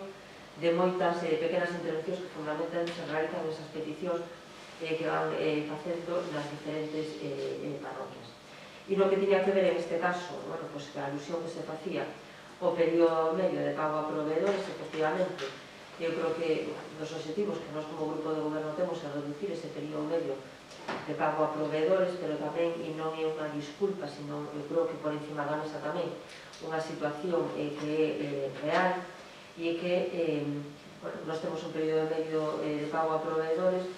que é o equivalente no período medio de cobro tamén. Quero dicir que é verdade que a nós nos gustaría que fora máis reducido, pero tamén é verdade que todos os grupos deben conocer que fundamentalmente no cómputo anual o período medio de pago a proveedores do Concello de Allariz se ve gravado por este último trimestre do exercicio, porque en este último trimestre do exercicio o Concello destina prácticamente toda a tesorería, aparte dos pagos de persoal e demais, prácticamente a súa tesorería o anticipo de subvencións, e, por tanto, claro, son facturas que para o período medio de pago a proveedores non computan prácticamente porque son facturas presentadas e pagadas no momento, prácticamente porque se executa a obra, a intervención, paga esa factura para justificar esa subvención, e, por tanto, é retrada en registro e prácticamente pago. Eso é en detrimento de outras facturas que teñen máis antigüedade, pero que aí, efectivamente, temos que priorizar en tesorería o pago desas subvencións. Eso significa que no mes de outubro, novembro e decembro, a tesorería está hipotecada por eso, e hasta o mes de febreiro, algunhas das subvencións, non decir bastantes das subvencións, non as cobramos. Aí sí que teño que recoñecer, os dous integrantes da Diputación que están aquí no goberno, que é verdad que suele analizarse a Diputación Provincial no que ten que ver co pago aos proveedores, porque a diferencia da Xunta, no pago de subvencións, porque a diferencia da Xunta non espera a que todos os concellos beneficiarios justifiquen para facer o pago. No caso da Xunta de Galicia, espera a que todos justifiquen para facer o pago. E cando amplía o plazo de justificación, porque algúns concellos, ou hai varios concellos que non teñen finalizada esa obra ou ese servicio, entonces todos os demais seguimos esperando e, por tanto, ainda aumenta máis o prazo no que todos cobramos, porque non se tramitan esas subvencións hasta que non están todos os concellos, non teñen justificadas todas as subvencións. Eso, ao final, nos pon en un período, claro, moi longo, no que nos temos que estar anticipando, e, por lo tanto, ainda que sempre nos ilusionamos ao longo do exercicio, co período medio, cando chega o terceiro trimestre, a verdad, acabamos sempre, con ese problema tamén. De todas formas, eu creo que tamén Eu creo que é bo que se coñeza o esforzo que nos creemos que estamos facendo durante estes anos para, en todas as partidas, ir minorando un pouco o gasto sobre a previsión, de maneira que podamos tamén ter unha agilización tamén no que ten que ver con ese gasto, por crear esos pequenos aforros que se van creando, ao mesmo tempo que se manteñen esos servicios, pero sí que creo que nestes últimos anos estamos facendo un esforzo importante nese sentido. Eu, solo comentando unha última cuestión, xa para rematar e non alongarme máis, que no que ten que ver co gasto de persoal. Non somos conscientes de que o 41% do gasto de persoal a un concello é un gasto importante, pero eu creo que aí tamén é necesario ter en conta unha cuestión. Nos, no seu momento, decidimos e seguimos apostando claramente por esa opción que os servicios que os presta o Concello de Allariz os prestara non a través da contratación externa, sino a través de persoal propio. Por tanto, que fora persoal propio el que, xunto co grupo do goberno, definira todos os programas, as actuacións e, ademais, que procedera a súa execución. Eso, efectivamente, fai que teñamos un capítulo importante, pero non se explicaría tampouco a actividade que o Concello ten, e vou por un exemplo, no que ten que ver con cultura, por exemplo, toda a programación cultural, si en realidad o que estuviéramos sería contratar a empresas permanentemente para cada unha das cuestións que se monten e se organizan. Ou no caso da área de promoción económica, por exemplo, que o propio personal do Concello non só o que organiza as feiras, senón despois o que as monta, desmonta e gestiona cada unha desas cousas.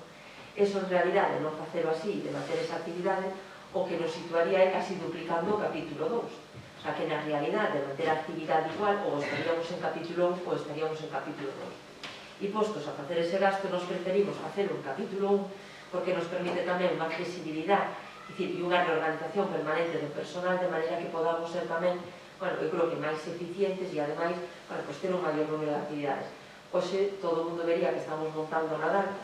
e que empezamos a montar desde onte xa están montando, hasta ahora estábase montando nas naves, ou se xa está montando fora o Nadal, e o estamos facendo co personal municipal. Se contratáramos a unha empresa, podemos asegurar que os 6.000 euros que este ano vai gastar a montarse a Nadal non serían posibles e non serían factibles, por tanto estaríamos gastando en capítulo 2, e por tanto, esa é o que justifica que tengamos ese capítulo 1 elevado. Eu, por tanto, tamén, cando estou falando de accións, por exemplo, de promoción económica, e cando estou falando de 300.000 ou 400.000 euros, estou computando persoal, porque se non o contrataríamos e habría que computarlo igual. Por tanto, estou falando dese gasto así, e esa é a explicación que quería dar con respecto ao capítulo 1. Non sei se hai alguna cuestión máis que os grupos, se non, tal e como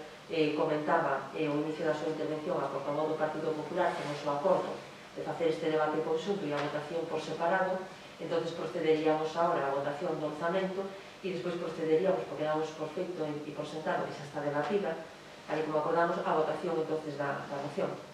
Sí, sometemos entonces a votación o punto número 3, orzamento xeral para 2021, votos a favor, votos en contra, abstencións, apróbase cos votos a favor do Grupo Municipal do Bloque Nacionalista Galego e ca abstención do Grupo Municipal do Partido Popular e do Grupo Municipal do Partido Socialista. Procedemos, non sei o secretario, si agora ou despois no punto que lle corresponde a votación da moción do Partido Popular, ou xa procedemos agora. Vale, pois procedemos entonces a moción, procedemos a votar agora a moción do Partido Popular, facendo... Teño turno para comentar a moción do Partido Popular. Si se queremos un turno ahora tamén o facemos. É verdad que como acordáramos que se facía no debate do orzamento, pero si non hai ningún problema. Vale, eu só iba a tomar a palabra e entonces facemos na mesma orden que habitualmente facemos mocións para justificar o noso voto. Nos vamos a votar en contra, non porque estemos en contra nin estemos dispostos, como decía no debate, de facelo así, sino porque entendemos que de votar a favor e aprobarse automáticamente teríamos que modificar o orzamento en estes términos para poder facelo, e por tanto, porque o ser o grupo mayoritario que na práctica suporía, entendo eu, se non me corrixe o secretario, se non o noso voto sería o da abstención, pero a non ser que iso implique que temos que facer unha modificación do orzamento. Claro, sería únicamente o carácter de moción, que sería unha intención, de todo caso, hacerse. Implicaría si que fuera unha emenda. Vale.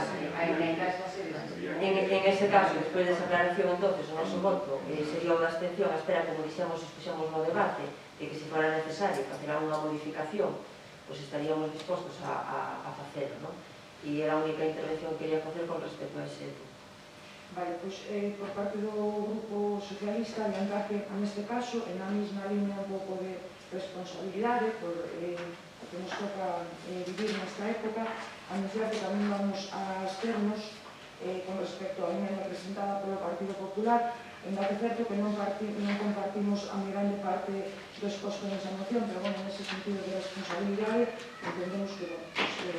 vamos a abster. Aparece unha especie de amnistía fiscal na que este grupo municipal non cree. Non creemos nesto de que os impostos teñan que desaparecer para poder financiar os servicios públicos, efectivamente teñen que existir. Se non pasa o que despois pasa, que é recortes en sanidade, educación, servicios sociais, etc. Este grupo municipal defenderá sempre que os que máis teñen deben contribuir a sufragar os servicios públicos. Ademais, no seu día, deste grupo municipal, tamén se instou a creación dunha tasa social de abastecemento e saneamento para os máis vulnerables. O grupo do Partido Popular, nese caso, votou en contra. E agora presentan unha especie de barra libre que non parece ter en conta as rendas. No que se refire ás terrazas, entendemos que xa están suficientemente dimensionadas e pagan somente polos meses de máis actividade. Por todo, non vamos a votar en contra, ainda que non compartimos os seus argumentos, o noso voto será abstención. Ben, pois procedemos entonces a votación da moción. Votos a favor, votos en contra por as exposicións non hai, por tanto, abstencións. Pois aprobase con 2 votos a favor do Partido Popular e a abstención do Grupo Municipal do Partido Socialista e do Bloque Nacionalista Galego. Vamos para atrás agora ao punto número 4, temos o punto número 4, Plan de Acción para o Clima e a Emerxencia Sostible. Aprobación se procede. Ten a palabra para a explicación deste plan de acción o portavoz do Grupo Municipal do Doñagai, Teniente Alcalde Bernardo Baena. Bueno, pues moi brevemente indicar que esta é un paso máis que se ven a dar logo da aprobación que fixemos neste pleno ano pasado da adhesión deste Concello ao Pacto da Alcaldía da Unión Europea, un pacto que efectivamente ten como objetivo, como horizonte o 2030, o Plan de Acción polo Clima e a Enerxía Sostible, que basicamente o que trata de reducir o nivel de emisións e co emprego de enerxías sostibles e renováveis desde a óptica dos concellos, desde a óptica municipal. Para isto elaborouse un plan cun punto de partida que foron os datos de 2015. Hai que decir que hai algunha errata aí como no que sería a parte expositiva dun plan, pero que non ten maior importancia porque en realidade o que ten de fondo é a parte final, que é a parte onde se indican os obxectivos que como Concello nos marcamos a partir de agora ata o 2030 para en distintos chantos obter esa reducción das emisións e mellora en canto ao uso de enerxías sostibles. O PACES en sí vai máis alá do que sería o simple papel de afogo por parte do Concello, sino que tamén incide en temas de educación cara a ciudadanía. Nós tamén entendemos que isto, de algún xeito, ven a dar continuidade aquel plan que se elaborou no ano 2009-2010, que era o plan da Xenda 21 da Reserva da Biosfera da Área de Allariz. Isto ven a complementar e a focalizar certos puntos concretizando sobre a parte enerxética, de reducción de residuos, algo que, por certo, xa estamos a facer neste Concello, tema de novo uso de vehículos, algunhas cousas como camiños escolares, reducción de velocidade dos vehículos, etc. e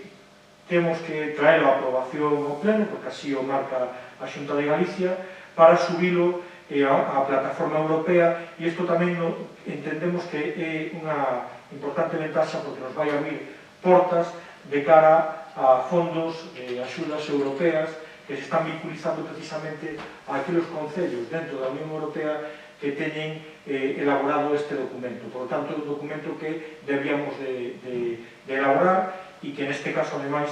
contou coa axuda da Xunta de Galicia, coa apoio económico da Xunta de Galicia, para poder desenvolverse.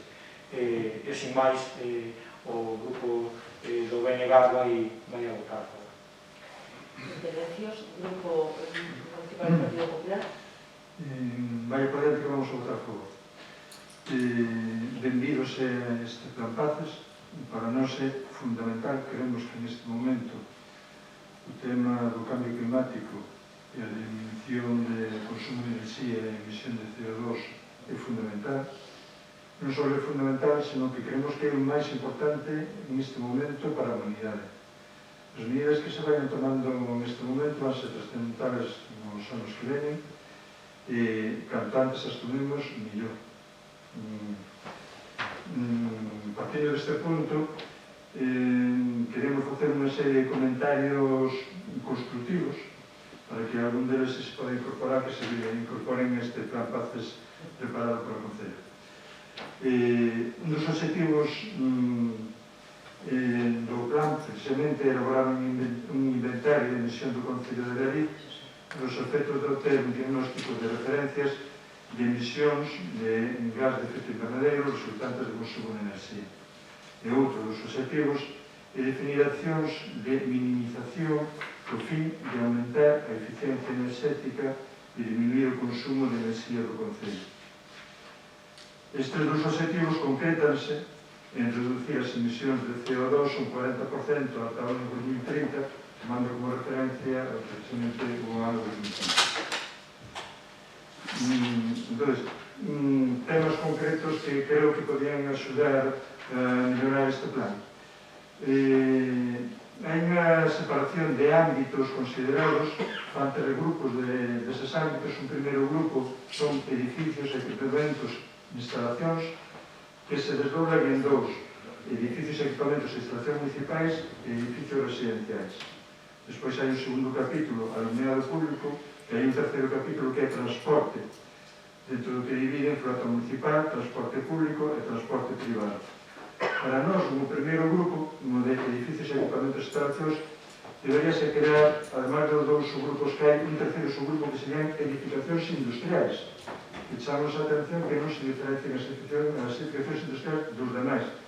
De que o sector industrial non sea moi potente en Galiz, ten unha importancia, cada un dos edificios que haberá unha industria, e debería diferenciarse para que se ponga en evidencia o que incide no consumo de enerxía e en emisión de CO2 a cada unha das industrias, ou o conxunto das industrias. Mais adiante, así como hai cadros e consumos por fontes de emisión, non hai cadros de consumos por cada un destes sectores. É dicir, estes sectores en que o ámbitos que chaman de emisión, non hai un cadro en que se diga cales son as emisións de cada un destes sectores. Hai por fontes de emisión, pero non por cada un dos ámbitos ou sectores de emisión. Porque, ademais, despois aparecen gráficos de porcentaxes tanto por sectores como por fontes. Entón, un deses gráficos que son os típicos quesitos, aparecen os porcentaxes por sectores que, además, ese gráfico está mal, debemos revisar, porque non suma 100, está mal ese gráfico. Poderíase usar sabendo se houvese un cadro de datos por sectores, por emisións de sectores, pero como non hai, non se pode traducir a saber quais son os porcentaxes reais. Deberíase completar un cadro por sectores de emisións e despois ese quesito, eses porcentaxes de emisións por sectores correxido.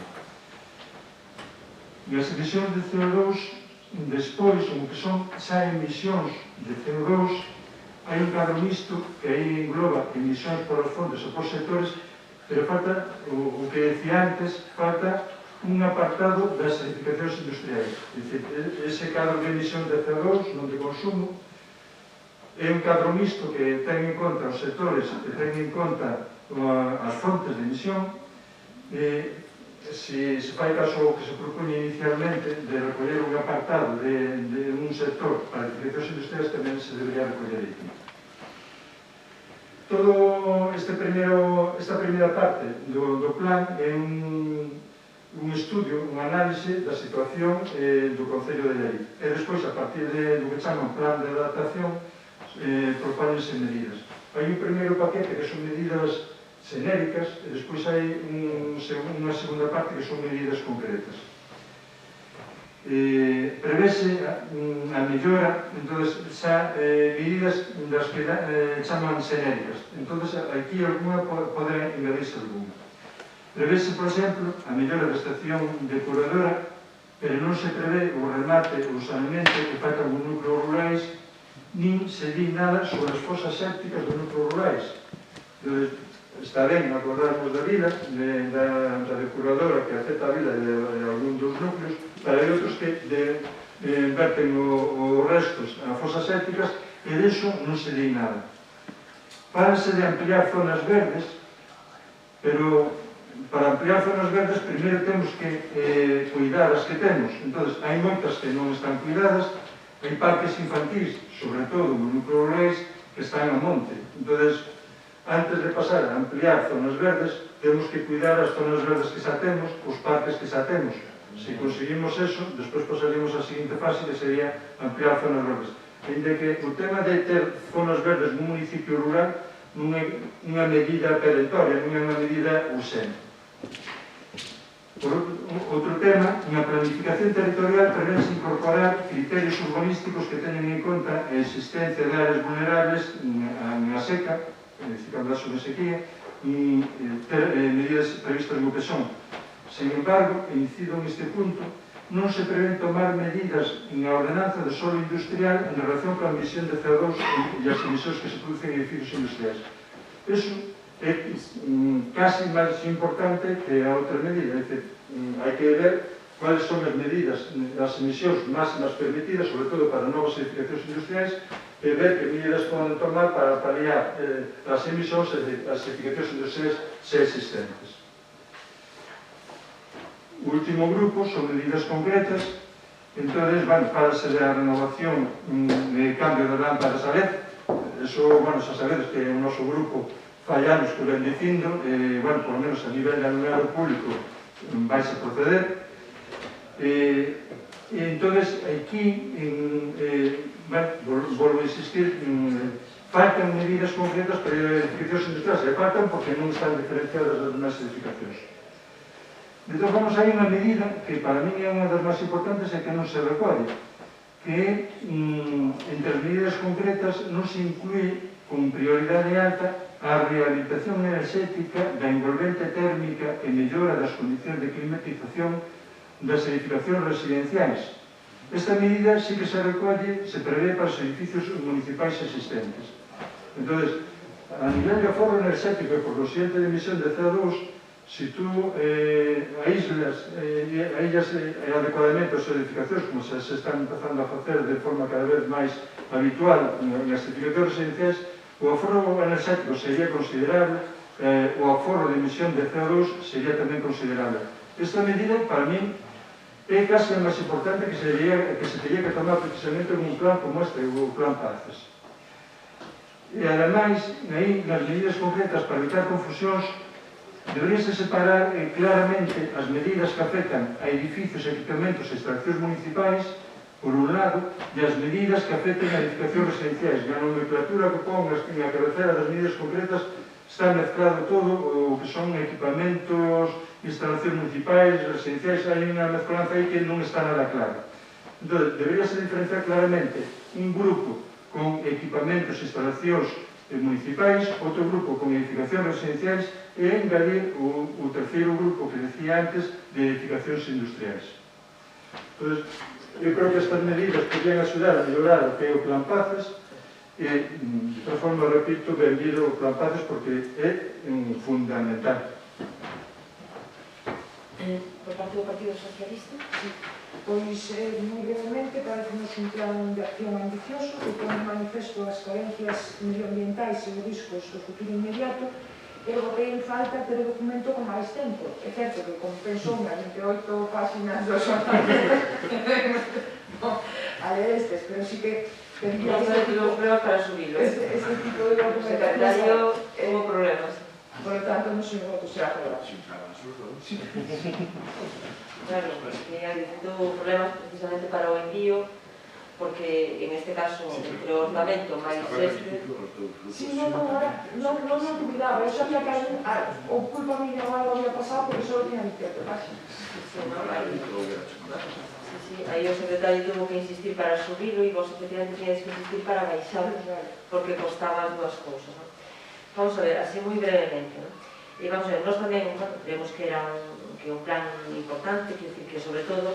o que posibilitou é que nos puxéramos nun escenario de facer un repaso e un análisis do que temos, porque é verdad que para facer cualquier actuación é imprescindible primeiro ver o escenario no que estás traballando, no que te estás movendo e cual é a situación real, actual, a hora de facelo. E é verdad que dentro dese estudio da situación real e actual, na que, a compañeira Elena e o compañeiro Bernardo, fundamentalmente, estiveron pilotando este traballo, aí hai un problema de datos, porque non está a nosa disposición todos os datos que serían posibles e requeribles e deseables, sobre todo no que ten que ver coas edificacións privadas, industriais, que este tipo de edificacións son residenciais e privadas, que non temos acceso a eles e que, por lo tanto, costaba máis, en algúns casos, máis que de datos que se puderon conseguir, que se puderon achegar, sobre todo, no espacio de tempo tamén no que tiñamos para poder chegar en plazo para a presentación da subvención e en extremis que estamos aprobando ahora mismo para enviarlo mañá, que estamos así cos plazos limitados. E, por tanto, aí o que hubo foi un acordo do GDR, con aqueles concellos que estamos no Pacto de Alcaldes, que si sigue estando no Pacto de Alcaldes e non hai alcaldesas para decir que alcaldía. Pois en este pacto hubo un acordo para que todos aqueles concellos que son membros do GDR e que están no pacto, que se fixera unha contratación conxunta e, por tanto, que facíamos era unha aportación ao GDR para que o GDR fixera a contratación a unha empresa que nos fixera a todos os concellos. E cada concello que nos comprometíamos, lóxicamente, que ten que ser así, a facer toda a aportación de datos, o estudio e, lóxicamente, os objetivos e tamén as actuacións a facer.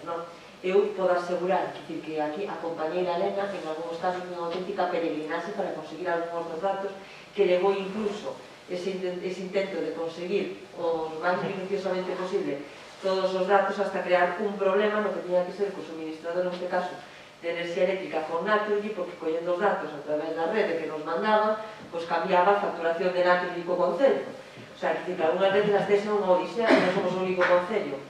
que lle pasou, foi unha odisea neste caso, moitos dos datos, telos, moito máis aqueles que, claro, que eran do ámbito privado, que do ámbito do Estado, que aí estaba moito máis complicado. E depois tamén é verdad que ao CACE tamén, tal e como está plantexado, non neste caso por nós, sino tal e como está plantexada a presentación deste plan para todas as administracións de forma xenérica,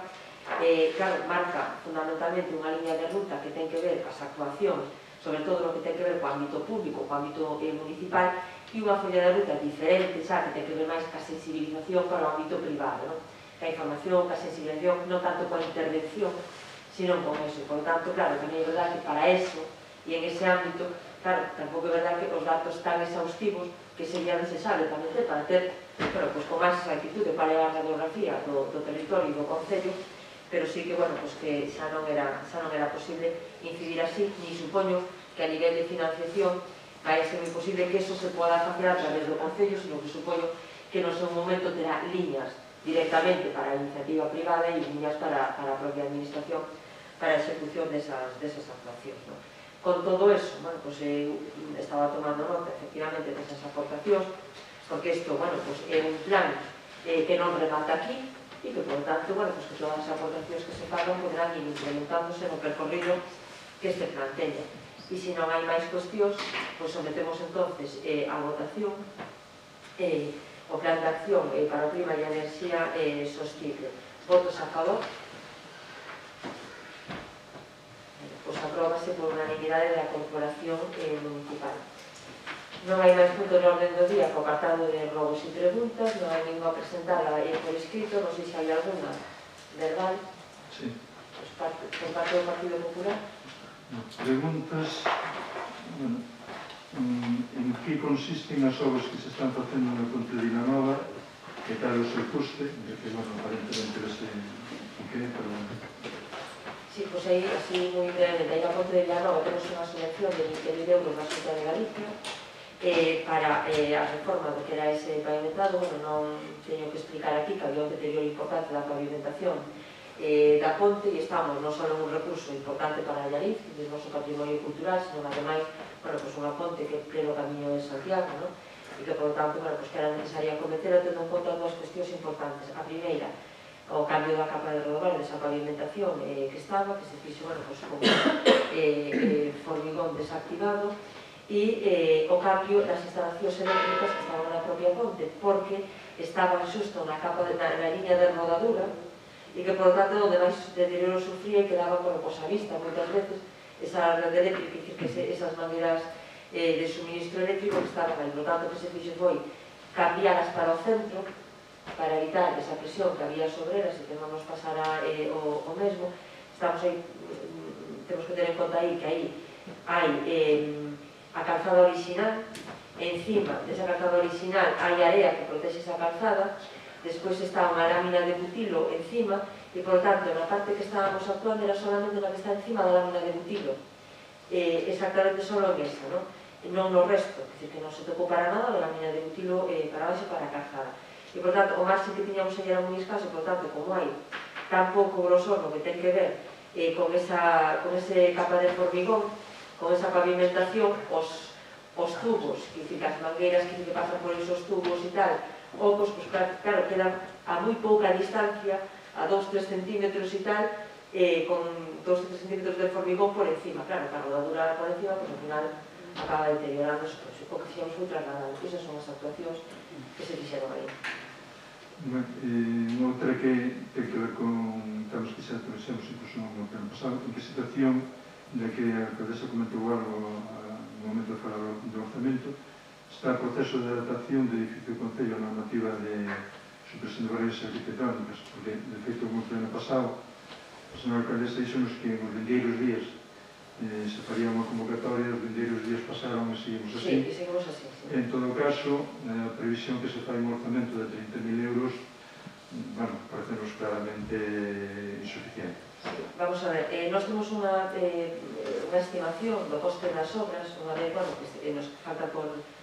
ver, bueno, pues o estudio definitivo neste caso de Codamo, porque estamos facendo ese traballo, pero bueno, que a intervención que sería no que tiña que ver coa adaptación para a mellora da accesibilidade e que se complicaría tamén, bueno, pues o que ten que ver con cambio neste caso coa reforma dos baños para que tamén podan ser accesibles, e, por tanto, que pode dar un edificio que despois, pues, algunas dependencias, neste caso como os baños, algo tamén elemental, que non fora accesible, ou como outra cuestión que nos apareceu agora maiores, e que ten que ver co estudio de Garradón que estamos facendo no Concello e que, bueno, pues que ten uns datos, bueno, pues que son elevados e que, por tanto, que nos vai obligar tamén a facer algunha actuación no que ten que ver con esa eliminación do gas radón, pues faremos unha estimación aos orzamentos que nos temos que está no entorno dos 120.000 euros. Eu, bueno, teña unha entrevista solicitada neste caso con vicepresidencia da Xunta e aí, tal e como se pedía, a verdade, con diligencia, non podo negar que efectivamente concedeuse esa entrevista con diligencia. O que sucede que, bueno, pues que por unha cuestión da xenda, en este caso do vicepresidente, nun cambio da xenda, pues a convocatoria fixose dun día para os seguintes, a convocaron un xoves para un venres, non? E, por lo tanto, nos pudemos levar un dos proxectos que tiñamos aí, no que tiña que ver, e non o metimos aquí, pues no orzamento, na espera de que exista unha financiación, no que tiña que ver con o Museo do Xoguete, e que sí que está rematado, terminado e valorado, e que se lle expuso ali para financiar a través de Turismo de Galicia, e con este que tuvemos que levarlle, bueno, pues o primeiro traballo que temos, como decía, Castenda, 120.000 euros. En concreto, o compromiso que temos de vicepresidencia da Xunta é que se vai a proceder esa financiación para facelo, por tanto, nos haríamos unha aportación que nos correspondera, dese importe, desa actuación, e que por parte do resto sería aportado pola Xunta de Galicia. Estamos vendo exactamente, que se nos acaba de concretar exactamente cuál vai a ser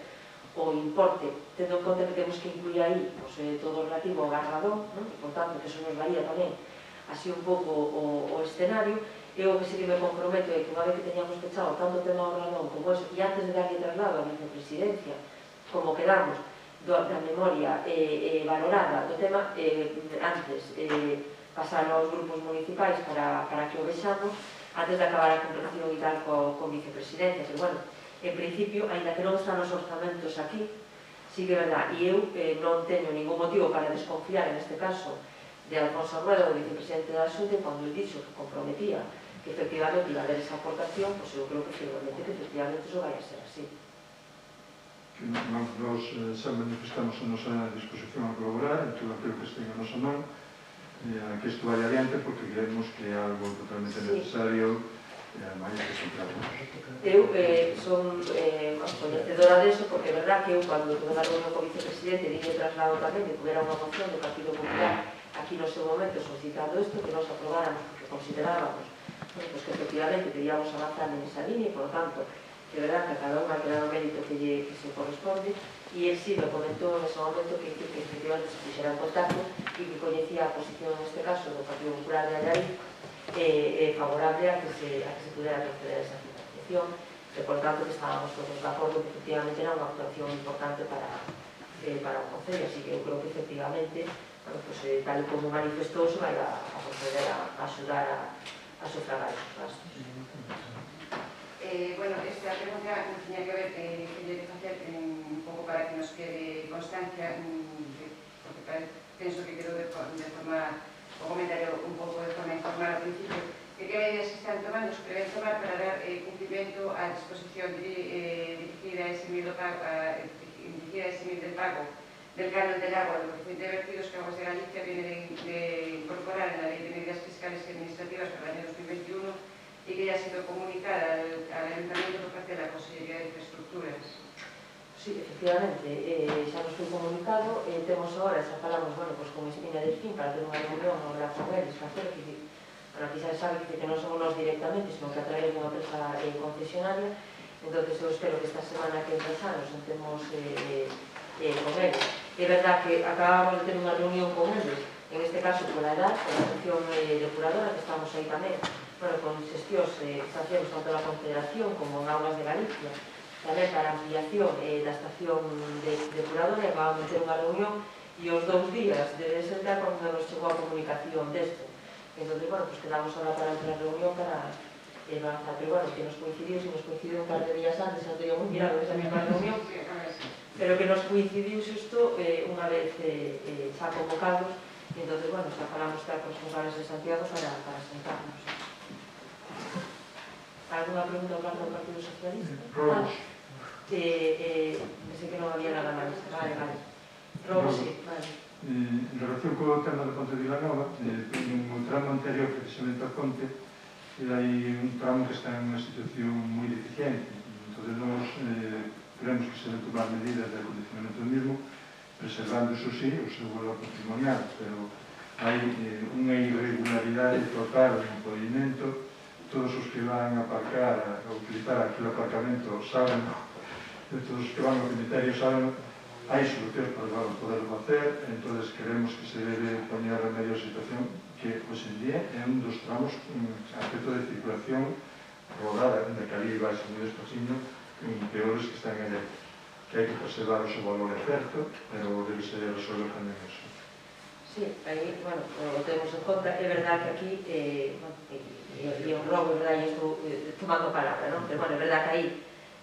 nós sempre tivemos a intención de deixar esa parte aí ao descoberto e non a ponte, que sí que se optou, bueno, pues pavimentar encima para que efectivamente quedara un tramo, que fora pequeno, pero un tramo, para que pudera verse como era a antigua calzada, que dicir que non no caso da ponte, que sí que, bueno, por diferentes cuestións, parecía máis aconsellable por todos os técnicos que se procedera a esa pavimentación e a esa preservación para que non houbera problemas con ela, pero sí que considerábamos que era importante que quedara un tramo que fora visible, non? E é verdad que ese tramo que non é moi longo e efectivamente que para o acceso ao apartamento É verdad que exige que se vaya moi despacio, pero tamén é verdad que se poda buscar así alguna solución, é verdad que é interesante que algún tramo sí que esté a vista, non? Sí, non, pode ser, pero bueno, pode levantar, retomar que as mismas pezas,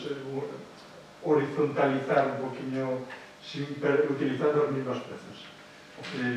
Pódese facer, de feito, sin un valor de gran valor patrimonial como é a ponte, fixes unha actuación distinta.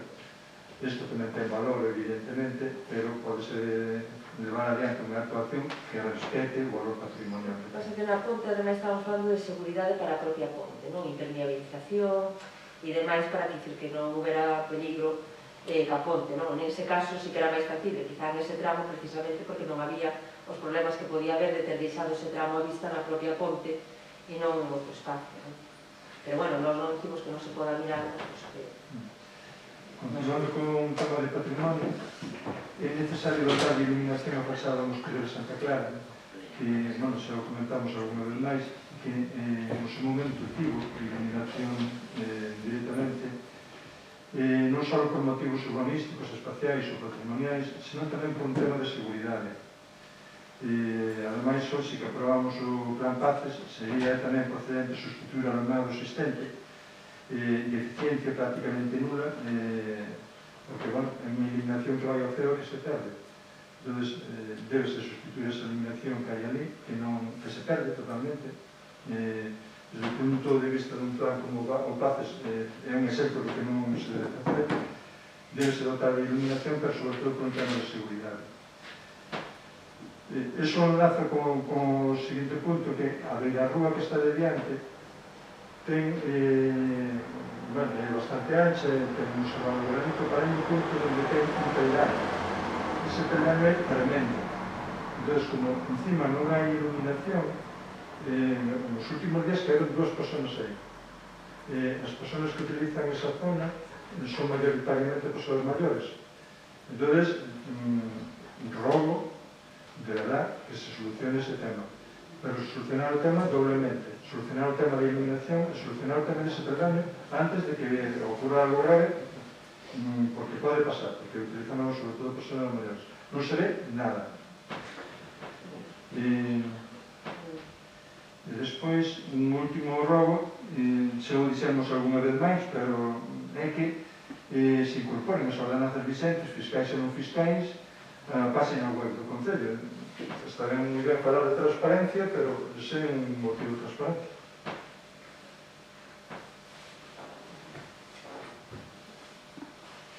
Tomamos nota destos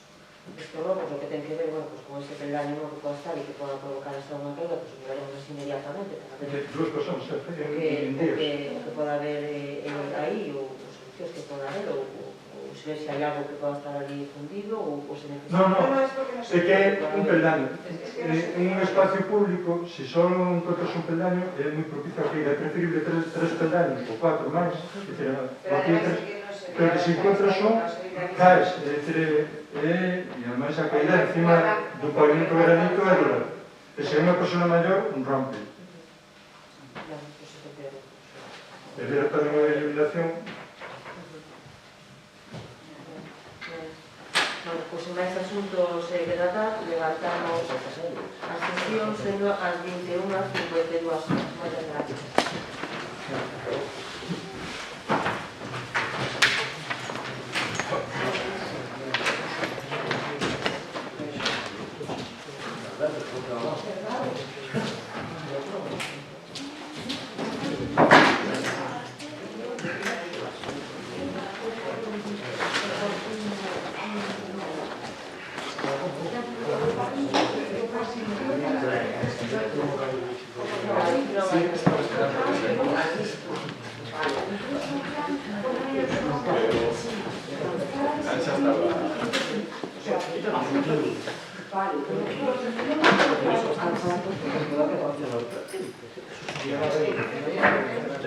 Vale.